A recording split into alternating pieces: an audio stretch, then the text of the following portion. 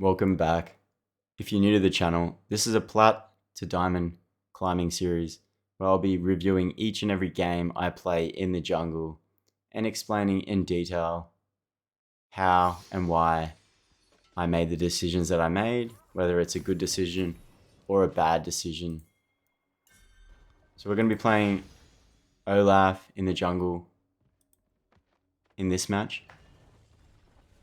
You can use this basic knowledge or these jungle fundamentals that I explain in this Olaf game across other junglers with the same playstyle as Olaf. Olaf has a farming orientated jungle playstyle, so you're going to be looking to capture as much farm as possible while showing up for laners if there's like an 80 to 90% kill chance. But apart from that, you don't want to be wasting too much tempo with these jungle style like Udyr, Shyvana. Like Shyvana is just terrible at ganking. They have the slow, but they don't really have much lockdown potential. So you're just gonna be looking to power farm really and show it where you can. So what I'm saying is like you can take this Olaf game and apply it across many different champions. We're gonna go for a Raptors into Krugs. Clear, just put our Raptors and Krugs onto it. CD faster. This is good for farming style junglers because you can clear your camps quicker and you can get them onto that rotation, onto it, yeah, like the jungle respawn rotation faster, I guess you could say. I'm going to look to base after this and pick up longsword. And this will just give me that slight bit of advantage over any sort of duel that may approach. This also gives an opportunity to run bottom with a longsword as well. If bot overextends, maybe they burn some flashes or some summoners.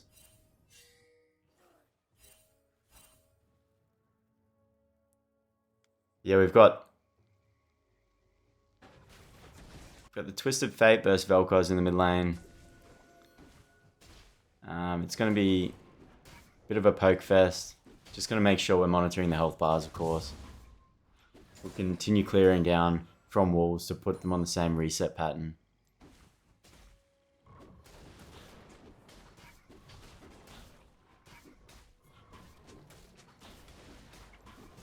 So I'm pinging, let's fight this. Because I have that longsword advantage. This is what I was kind of prepping before.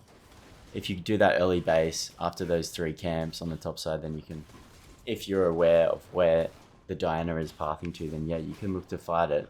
If you understand that your champ's going to win the 1v1, you just have to make sure you're watching the enemy laners, see who's going missing. So bot lane has prio, we have to be careful. The Smolder doesn't want to move, so I'm not really paying attention to Smolder not moving, which is bad. We could fight, but yeah, there's not much you can do. You just got to respect the fact they don't want to move. I can get upset with the bot lane as much as I want to, but at the end of the day, I just needed to respect that Smolder wanted to go for farm, and I had to make a different decision there.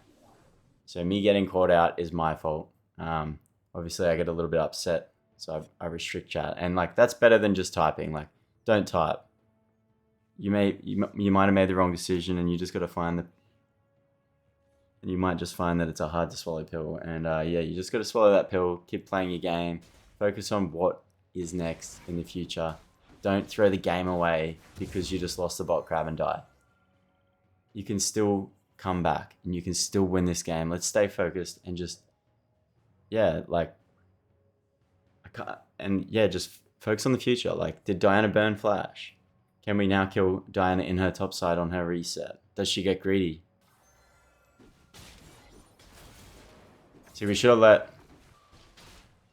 Gosh, we could have let her just walk a little bit further in. We have to respect the fact that Ornn's here and we have no smite. Oh no. Oh no, it's not looking good. Yeah, that's not good. So even though Ornn was pushed in, he still moved for his Diana. They didn't have prio, so you just have to respect the fact that Ornn's there. I don't spam ping. I'm just going to run straight to my bot side. I'm going to full clear up.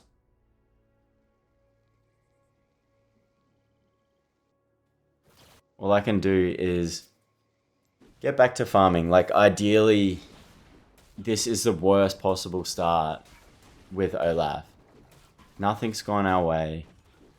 You want to kind of get an early 1v1 with Olaf to start the snowball off. Once Olaf falls behind, he's just useless. You'll find you're just losing all your 1v1s, even if you're doing everything right in the fight. So it's important to stay farmed up. Keep that XP and gold income high. Keep recycling your camps. All I can do now is rely on my laners not to int while I try and farm as much gold and XP as possible. And then I've got to wait for the enemies to make a mistake. And I've got to pick up on when they might be in a bad position and they're making a stupid mistake. And then I've got to capitalize on that. And that's how we're going to bring ourselves back into the game. So I'm giving the Drake here. I don't want to contest it. I'm already far behind. There's nothing I can do. We've got MIA in the mid lane, MIA in the bot lane. We can't fight this Drake no matter what. You just got to accept the fact it's gone. And then we'll look to take... If she's going to go for Drake, then yeah, we can like wait for these topside camps to spawn and take them off the map as they spawn. So we get a sneaky little invade.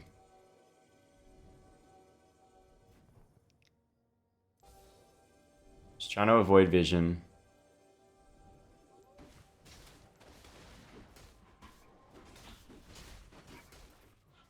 So I've got nothing to lose right now. I just have to assume that that Diana path towards Drake is now on Drake. And we know that her topside camps have spawned. I've got ult, so I could fight Diana, and Twisted Fate has ult as well. So we're keeping track of who has ult and what advantages we might have. So I'm just going base because grubs are spawning in 35 seconds. Want to make sure I've spent as much gold as possible, and then I can look to actually fight the Diana with ult. Or I could give the grubs over in order to just keep recycling camps.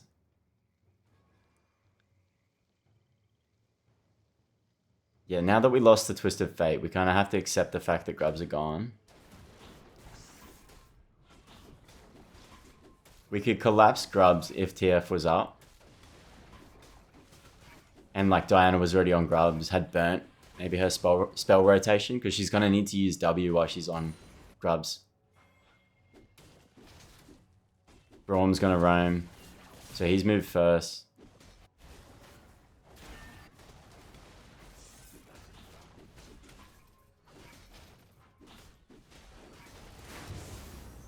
I'm just cycling camps.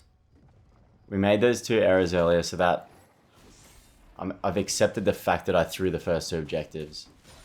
It doesn't mean it's a loss though. You need to make sure that you're just continuing on with the game and not getting upset.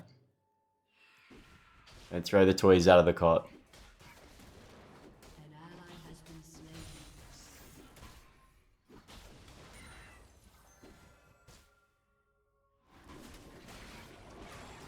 So the scoreboard's not looking good at all. We've lost Dragon, grubs. It's 5 versus 2 in the enemy's favor. Diana's 2-0. But at least I'm keeping up with my farm. We're not losing all the farm to Diana, because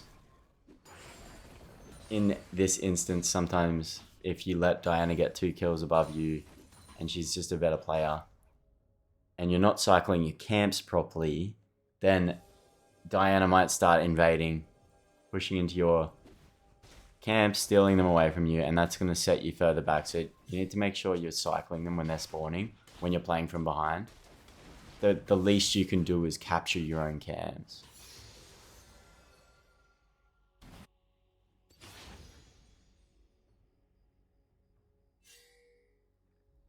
So I know from before, because I cycled these correctly, that the wolves are going to be spawning. That's why I'm in this position. It wasn't just luck.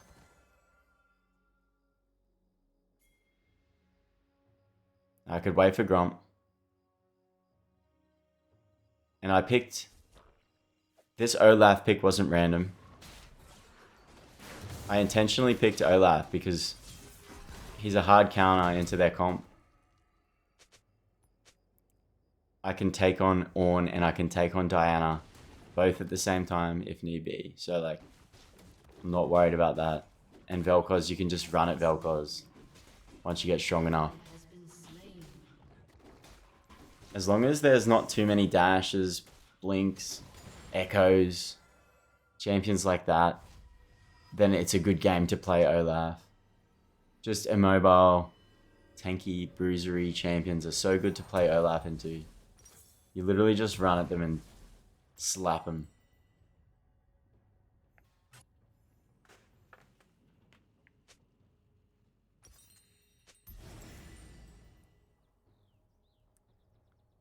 So we got the Diana flash before.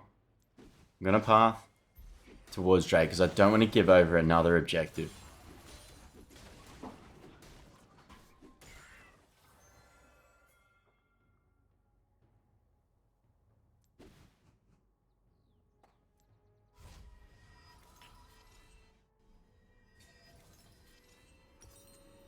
I don't want to be late. I can afford Stride Breaker. I'm just going base immediately. Do not want to lose this dragon when I know that I can contest it.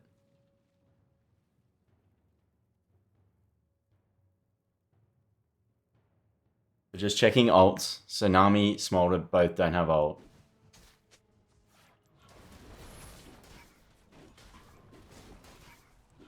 We can stall time a little bit. That'll give us an advantage.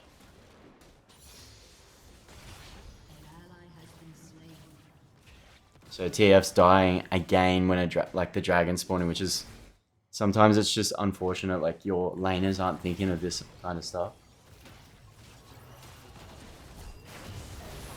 And I just want to run. Oh no. See, that's not good. So we missed our Q. We didn't receive. Oh.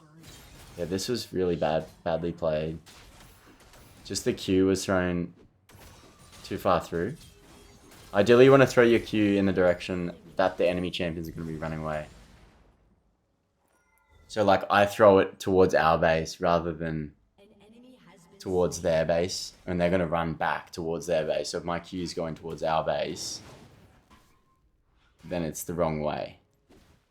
You just have to be careful with Q selections. And sometimes it's better to just hold the Q for a little bit longer, and you can just walk up, E, stride break, and then just throw your Q close by.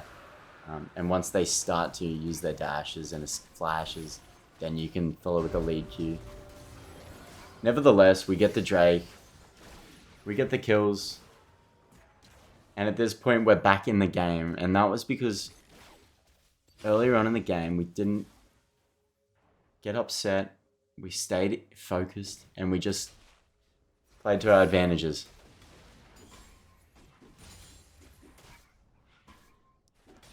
That game could have easily been lost within the first 5 minutes, purely because of how I played it.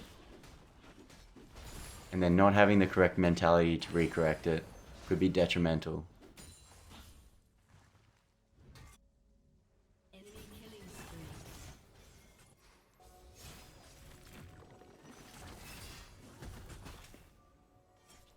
So assist this Ambessa. It would be nice to try and get her snowballing. We're going to look at win conditions. Obviously, Smolder's a major win condition in this match. But having another Bruiser style champion to have as a front line is also a win condition. If Ambessa's strong, she can also side lane.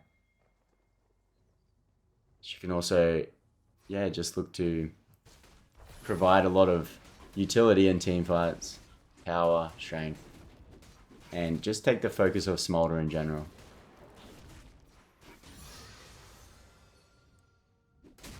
Because Diana's going to look to jump the back line. But we've got like a really go forward style comp with the Nami R, Twisted Fate R, and like obviously Ambessa. We just need to make sure we're not forgetting about Smolder in the background when the team fights do come.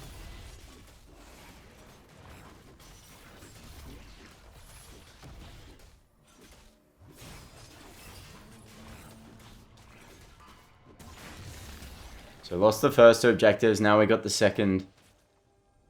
I guess you could say we got the third and fourth objective. So that's not too bad. We're recovering. The snowball's starting to fall back down the mountain. Or go back up the mountain, I guess you could say.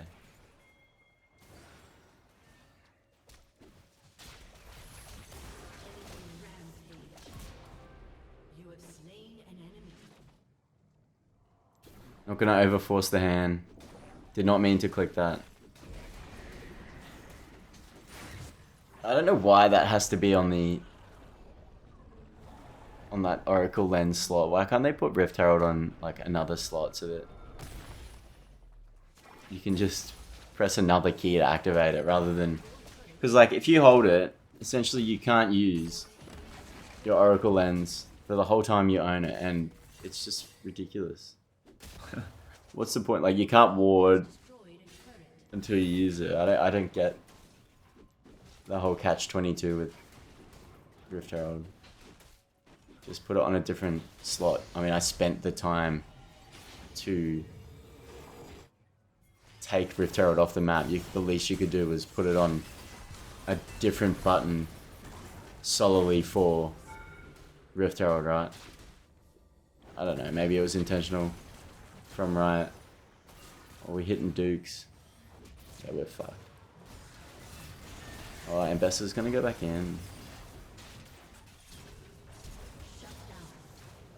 It's not too bad. Braum got the kill.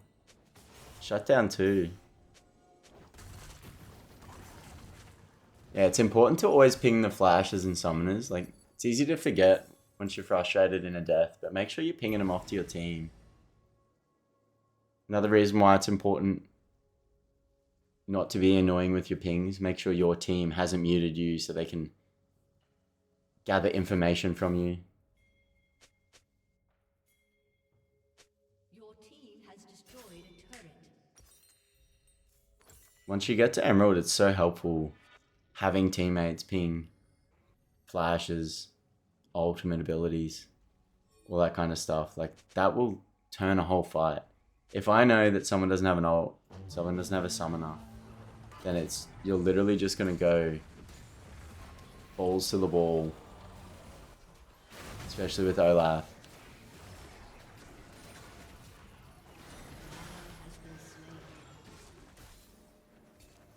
I mean, this should be a triple.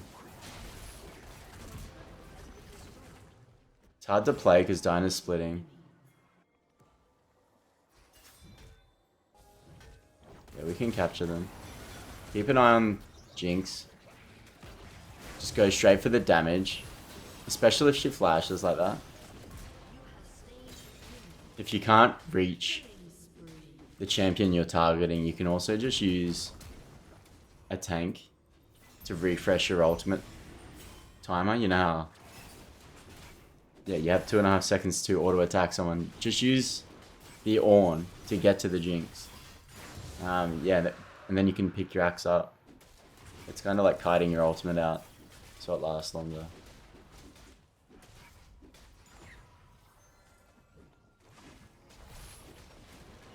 I'll only change, like, if I'll basically want to get that Jinx, but she sprinted off, so there's no point in just beelining up for the Jinx.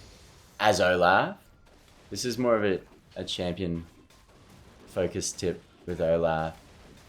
Yeah, I'll kind of just change targets to that, like I did to the Diana, because Jinx is just too far gone. I mean, it's pretty self-explanatory, but I see a lot of people playing Olaf, and like, they'll change targets mid-fight.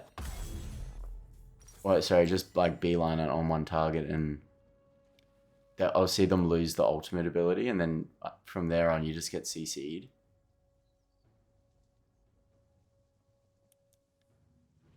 The hardest part about playing Olaf, and it's like a mastery thing, it just takes time, is like really learning when to hold ultimate and when to use ultimate.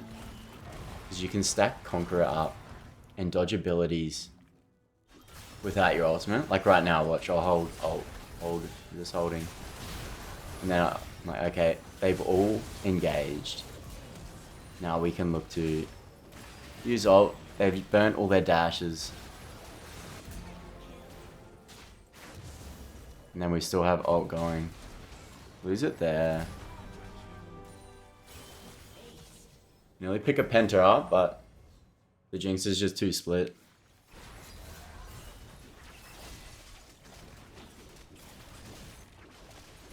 That was a really good example of what I was kind of just talking about. In that fight, they were all grouped at the start. Like, if you go back and replay it, I was just trying to focus Diana down, the main damage threat in that scenario. Take away DPS before moving to the other threats. Like, sometimes a threat could be Soraka. And that's, yeah, just priority focus champions is another thing that takes a little bit of time to learn when you're playing Olaf. Maybe you'll have to lose a few fights before you realize, okay, I needed to kill that champion first.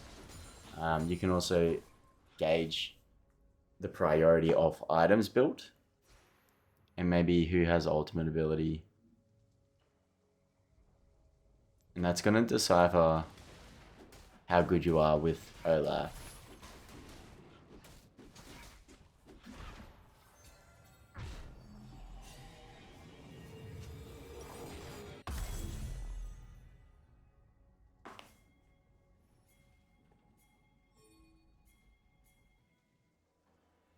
So I'm just trying to make sure they keep pressure. Don't want them to back. It's just going to waste more time with this Baron buff. Make sure you walk those waves up as well.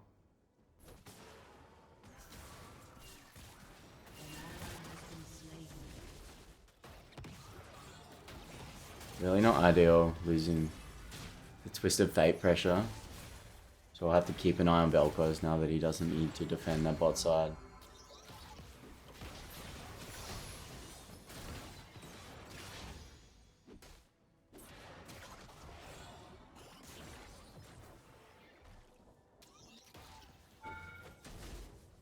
Just trying to poke and pressure. Force them to come out from under the tower like this. Don't overcommit. Maybe this is an overcommit. Yeah.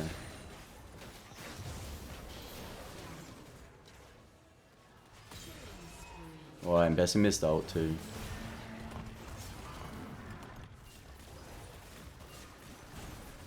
And that's a good example of a badly timed ult on my behalf. So we just overcommitted.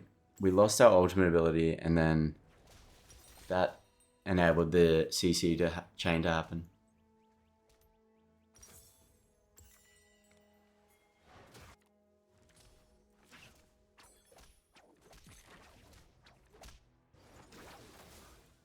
Nami's a really good support to have as Olaf, giving you that speed utility.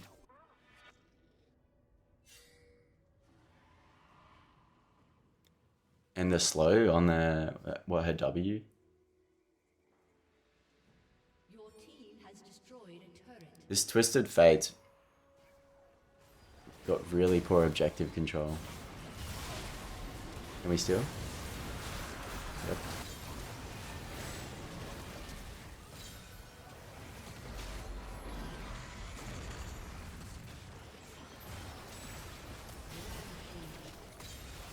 Yeah, and this is why we wanted to get Ambessa ahead. Look at the shields on Ambessa. Crazy. Just gives that extra bit of frontline. Playing towards win conditions again. Win condition becomes one of the most important things to play for as a jungler. And just in a general League of Legends match. Like, if you're playing support, you can still play towards your win condition, of course. And once you get to Emerald and above, you need to start playing for your win conditions. What can you do on the map that's going to benefit these players that are going to assist you with winning the game? It's a team-focused game. Most of the time, you're not going to be able to win it yourself. You're going to need help from your teammates. It really does help win the game. Like, yes, you can, in the odd game, 1v9. But that's not going to be every single game, and that's not going to be how you maintain an extremely high win rate.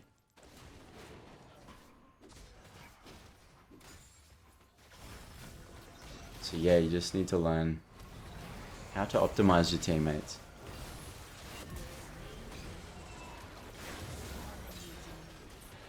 But they're pretty much just throwing the game now. I mean, they could come back, but they've been losing the game ever since we got the third objective. They just probably snowballed, lost their way a bit, mentality issue. So, yeah, big emphasis on mentality and win conditions in this match. Just playing to your strengths when you're losing. Getting full clears off. Recycling your camps efficiently. Keeping your farm high. And waiting for the enemies to make mistakes. But yeah, if you enjoyed the video today, guys, please let me know. Drop a like. Hit the sub button. It really helps me out. And yeah, I can't thank you enough for all the support. I'll see you on the next one.